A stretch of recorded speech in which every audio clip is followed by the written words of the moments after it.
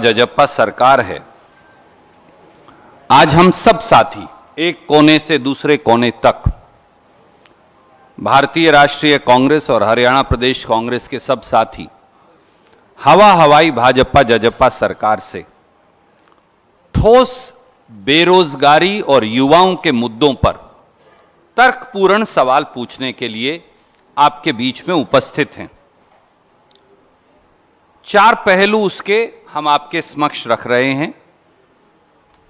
एक पहलू शैलजा जी ने उसकी शुरुआत की कि बेरोजगारी की हरियाणा में स्थिति क्या है, और उस बेरोजगारी का एक बड़ा पहलू है कॉमन एलिजिबिलिटी टेस्ट, जिसको हमने कॉमन एक्सप्लॉयटेशन टेस्ट की संज्ञा दी है। तीसरा पहलू है जिसकी व्याख्या किरण जी करेंगी,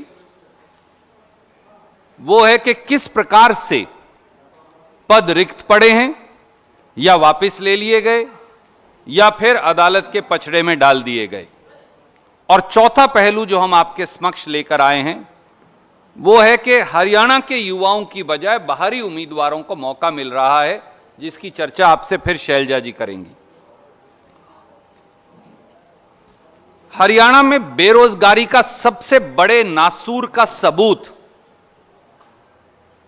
और उसकी दर्दनाक कहानी कहने वाले वो 11,22,000 नौजवान हैं जिन्होंने कॉमन एक्सप्लॉयटेशन टेस्ट के लिए अप्लाई किया। साल 2019 से ही सीईटी के नाम पर हरियाणा के युवाओं को बेवकूफ बनाने की कोशिश की जा रही है। अगर मैं ये कहूं कि खट्टर और दुष्यंत जी की सरकार मिलकर हरियाणा के युवाओं के भविष्य की भ्रूण हत्या कर रही है तो शायद ये सच होगा। 2019 वाली सारी भर्तियां सीईटी में दे दी गई। 2021 में ग्राम सचिव और दूसरे पेपर लीक हो गए, उन्हें भी सीईटी में दे दिया गया। अब हम 2023 के मिड में हैं, जुलाई का महीना अब हम पहुंच गए, तो आधा साल फिर बीत गया। तो 19 से 23 तक का समय तो सीईटी करवाएंगे और उससे फिर पेपर करवाएंगे, इसी में लगा दिया। 11,22,000 बच्चों ने दरख्वास्त दी। 4 शिफ्टों में आखिर में एग्जाम हुआ, बड़े मोल तोल के बाद 5 और 6 नवंबर 2022 को। 10 जनवरी 2023 को रिजल्ट आया। रिजल्ट में 2,92,000 बच्चों को उन्होंने पास दिखाया। पब्लिक डोमेन में नहीं डाला, आखिर में फिर कोर्ट में गया और 29 जून 2023 को 2,92,000 से बढ़ाकर 3,59,000 बच्चों को पास दिखा दिया गया। यह सीईटी का रिवाइज रिजल्ट भी उन 11,22,000 बच्चों से भी और 3,59,000 युवक और युवतियों से भी जो हरियाणा के हैं, उनके भविष्य से क्रूर और भद्दा मजाक है। युवाओं की जिंदगी से कॉमन एक्सप्लॉयटेशन टेस्ट, जिसे वो कॉमन एलिजिबिलिटी टेस्ट कहते हैं, उसके नाम पर जो मजाक हो रहा है, उसके 4 पहलू जरूरी हैं। पहला, सीईटी करवाने के बाद सीईटी में से केवल 4 गुना उम्मीदवार बुलाने की एक अजीबोगरीब शर्त लगवा दी। पहले सीईटी ले लिया, 3,59,000 या 60,000 बच्चे पास हो गए। अब कहते हैं केवल 4 गुना, जितनी पोस्ट है उसका 4 गुना बुलाएंगे। तो बाकी बच्चे कहां जाएंगे? फिर उन्होंने सीईटी क्यों दिया था? फिर आपने सीईटी एग्जामिनेशन क्यों किया था? फिर 11,22,000 से 3,59,000 शॉर्टलिस्ट क्यों किए थे? और पूरे देश की परिस्थिति क्या है, हमने ये देखने की कोशिश की। मैं ये कागज आपको भेज रहा हूं, ये उत्तर प्रदेश का है। यहां भी इसी प्रकार का एग्जाम है। 15 गुना बच्चों को बुलाया जाता है जो पास होते हैं। ये पड़ोस के राज्य राजस्थान का है, यहां भी 15 गुना बुलाए जाते हैं। अगर आप भारत सरकार का एसएससी भी देखो, रेलवेज देखो, बैंकिंग देखो, तो 12 गुना से 20 गुना तक एलिजिबल बच्चों को बुलाया जाता है।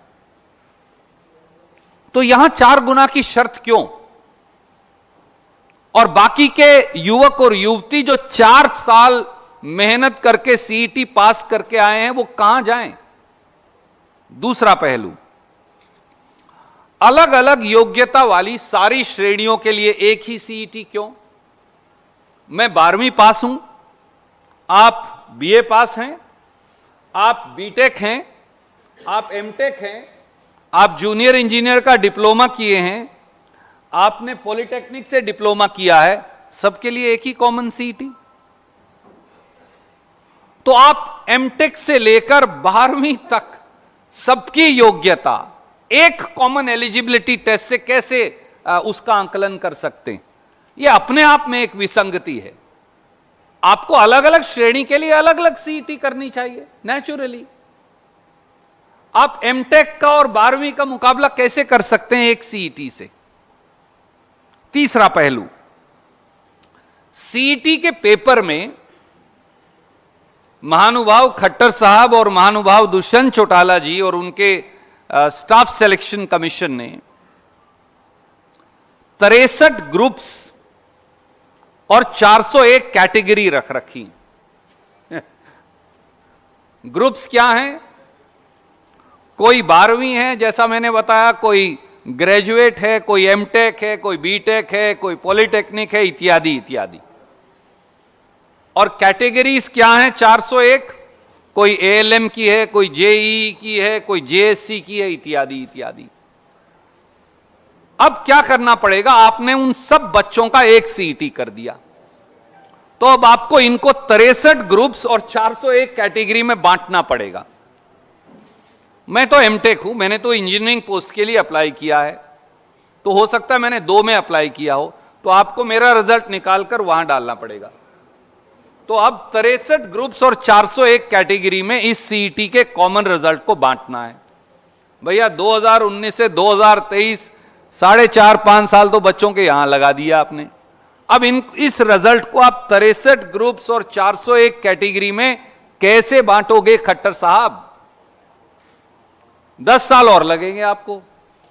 फिर आप त्रुटियां होंगी, फिर आप पोर्टल खोलते रहना, फिर त्रुटियां होंगी, फिर पोर्टल खोलते रहना। इसी हमारे यहां कहते हैं हरियाणा में खड़ी बोली में, गधी गेड़ में डाले रखना बच्चों को, घुमाते रहना उनको, बस नौकरी नहीं देनी। चौथा हिस्सा, अनेक बच्चों ने अपने आप में रिजल्ट ही डिफेक्टिव है, अब भी जो अनाउंस किया है वो पास ही, वो चल ही नहीं सकता। बहुत सारे बच्चों ने, युवाओं ने सोशो इकोनॉमिक कैटेगरी के नंबर मांगे, उनको दिए नहीं, तो उन्होंने पोर्टल पर अप्लाई किया, भैया मुझे देने चाहिए, मैं एलिजिबल हूं। कई बच्चों ने गलती से ले लिए थे, उन्होंने कहा मेरे डिलीट कर दीजिए। जिनके हटाने चाहिए उनके हटाए नहीं, जिनके जोड़ने चाहिए उनके जोड़े नहीं। वो सब दर दर की ठोकरें खा रहे हैं। तो सीईटी चलेगा कैसे? फिर नौकरी कैसे लगेगी? पांचवां पहलू,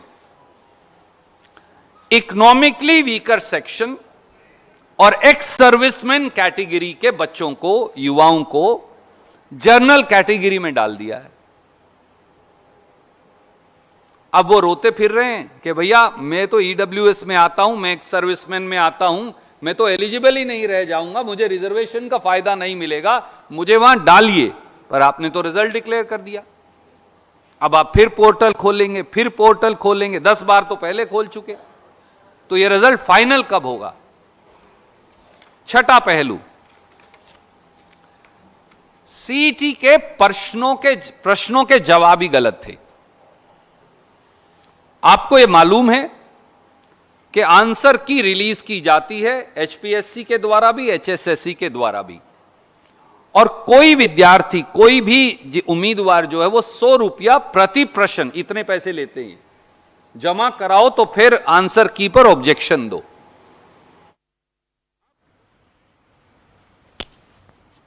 तो चंडीगढ़ में कांग्रेस की प्रेस कॉन्फ्रेंस चल रही थी और अभी आप रणदीप सुरजेवाला को सुन रहे थे और कहा कि प्रदेश में हवाई सरकार चल रही है।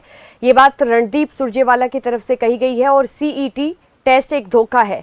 और इसके साथ ही भारतीय जनता पार्टी और मनोहर लाल सरकार पर भी गंभीर आरोप कांग्रेस की तरफ से लगाए गए हैं। 11 लाख CTET में 3,59,000 बच्चों को पास किया गया है और हरियाणा कांग्रेस कार्यालय में ये प्रेस कॉन्फ्रेंस चल रही है। इससे पहले कुमारी शैलजा ने भी भारतीय जनता पार्टी और मनोहर लाल सरकार पर जमकर निशाना साधा और कहा कि हरियाणा बेरोजगारी का हब बन चुका है।